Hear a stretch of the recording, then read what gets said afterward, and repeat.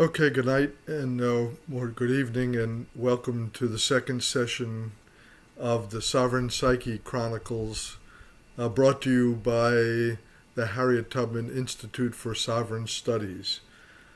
A quick recap first of our last session, which, by the way, thanks to you all, enjoyed success in terms of quantity and quality of viewing and comments. So again, thanks. To start out, in the words of the true African in America heroine, Harriet Tubman, I freed 1,000 slaves and could have freed 1,000 more if they knew they were slaves. So in the last session, we established, number one, America, KKK, America, is a plantation, and each of us plays a role on the plantation.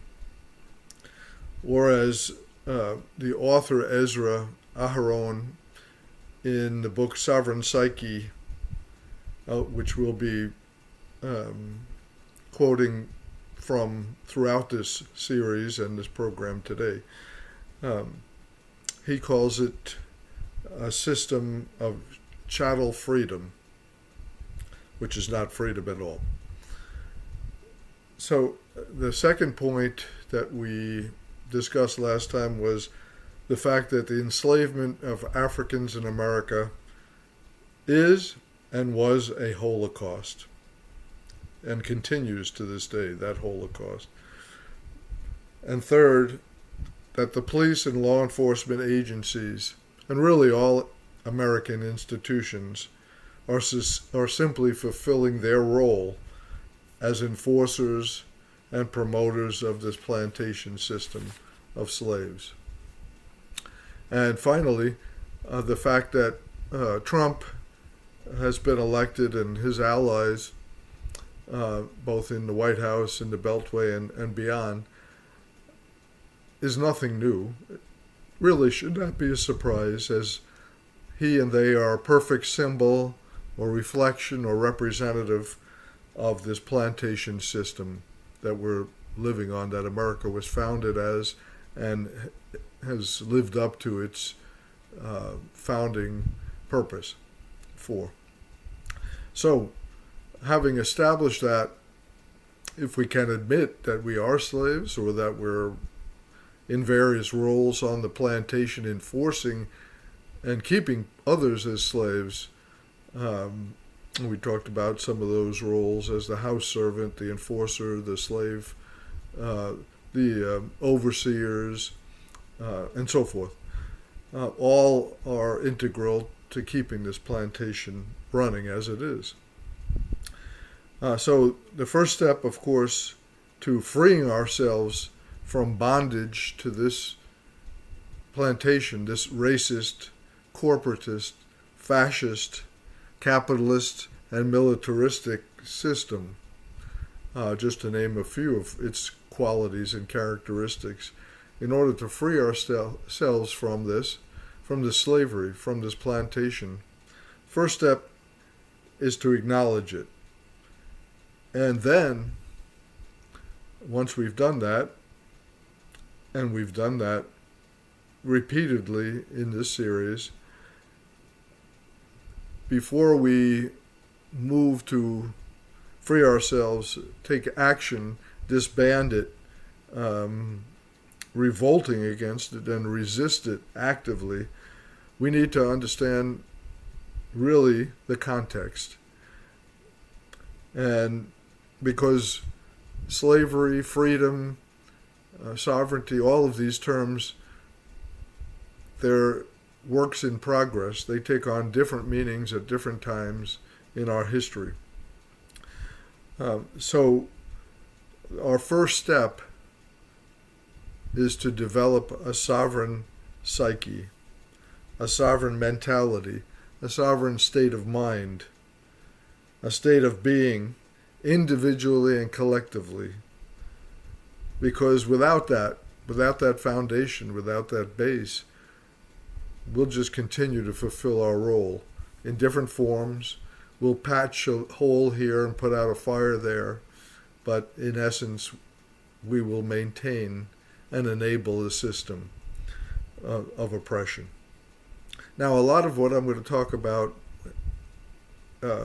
was written to free Africans in America, quote, black folk, or African Americans, Negroes, all of the different labels.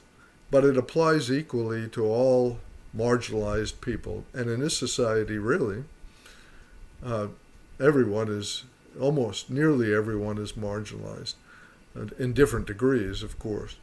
Of course, all people of color, the poor, those with different sexual orientations, certain religions, etc., are used to as wedges to oppress, control, and divide people.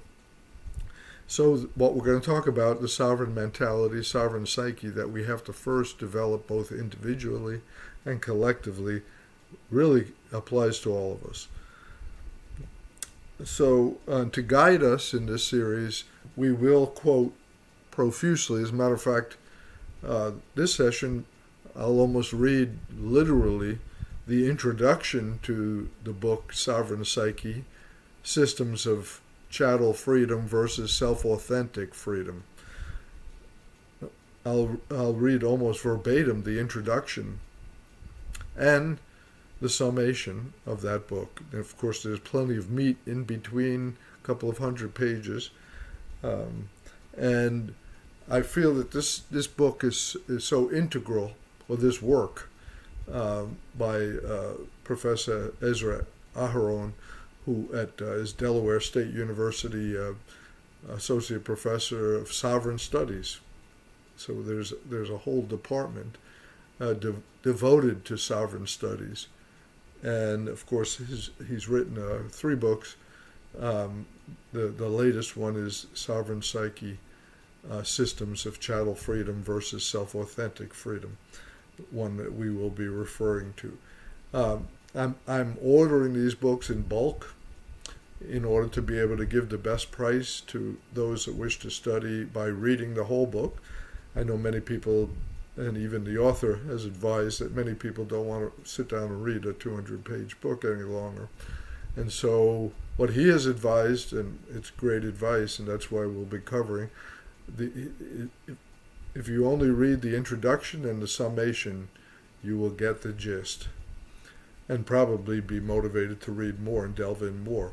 Also, there are e-books available, for Kindle and so forth, if you prefer to read online. And so feel free to contact me if you have any problem finding it on your own. And of course, if it's soft-covered copies that you want locally here in the Atlanta metro, I'll be happy to get you one, or lend you one as well if money's an issue. So let's, without further ado, let's start with the introduction to Sovereign Psyche. Starting with the concept empires of the mind. So, if perhaps you are unaware, let me formally announce here that beyond racism and beyond police shootings of unarmed black youth, black African people are in a 21st century struggle of intellectual and institutional warfare. And again, while the author specifies black African people, of which he is one, and he's also a cultural ambassador to many countries in Africa, this applies to all marginalized populations. And in this country, that's pretty much everybody except 1% of the elitists who control everything else and maintain these plantations. This war, again, is unlike a war over territory or terrorism that's fought with bombs and bullets, nor is it like a war over religion or resources. This war is uniquely being waged on mental and ideological battlegrounds of what the author defines as the sovereign psyche,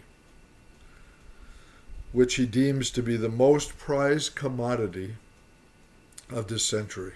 That's a pretty powerful statement there. The most prized commodity of this century, the sovereign psyche. So, what exactly is the sovereign psyche, and why is it so highly valued? Takes a look, a delving back into history, recent history. Understand first that on September 6, 1943, British Prime Minister Winston Churchill delivered a coded but telling wartime speech at Harvard University as Germany was expanding its territorial conquests during World War II. Although Britain, France, and Belgium were imperialist nations themselves who had colonized countries worldwide in grotesque forms, they and their allies determined that a finite line had to be drawn, since Germany was similarly doing to fellow Europeans what Europeans had been doing all along throughout Africa and other continents. This marked the beginning of a pivotal turning point in world history, as well as the necessity for black African people to understand the fundamental workings of the sovereign psyche and the magnitude of its powers to impact the development of nations and societies. Western Europeans at that juncture were coming face to face with the stark realization that their old glory days of gobbling up colonial territories of weaker nations was nearing a bygone era. Hitler's fanaticism to build an Aryan empire, which threatened to absorb or wipe out all of Europe, caused them to foresee that their colonial adventurisms as a blood sport for power and territory had to be politically tweaked and restructured. Thus, in epic-making fashion, Churchill proclaimed to a roaring audience at Harvard on that day that, quote, the empires of the future are the empires of the mind. Instead of strong-arming and butchering African people and others through colonial subjugation like they did in the first half of the 20th century, Churchill was alluding that European empires of the second half would necessitate enhanced forms of warfare, whereby those with sovereign intellect, backed by superior sovereign systems and institutions, would dominate the world. Let me rephrase this for clarity, since today's political world and its systems of sovereignty are based on this very practice and premise of power. Churchill was insinuating that intellectual warfare had to replace territorial empires, and thus the second half of the 20th century required Europeans in Europe and America to intellectually and geopolitically operate sovereign systems and sovereign institutions that would outperform those of all other peoples. So a new war, a new battleground, the empires of the mind. To enforce this shift, Europeans understood that they had to become unchallenged intellects and financiers,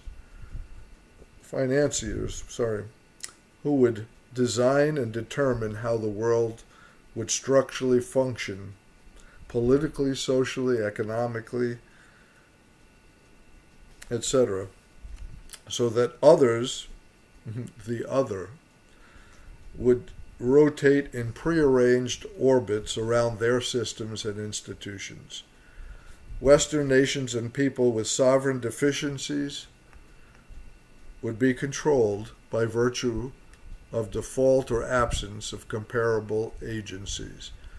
In the process, Europeans, and remember, including that is America, Europeans would still exercise unchallenged rule, no less, but in different forms, particularly through intellectual and institutional apparatus, such as the World Bank, formed in 1944, the IMF, 1945, the RAND Corporation, 1948, and the Bilderberg Group, 1954, which were all formed in the wake of Churchill's declaration.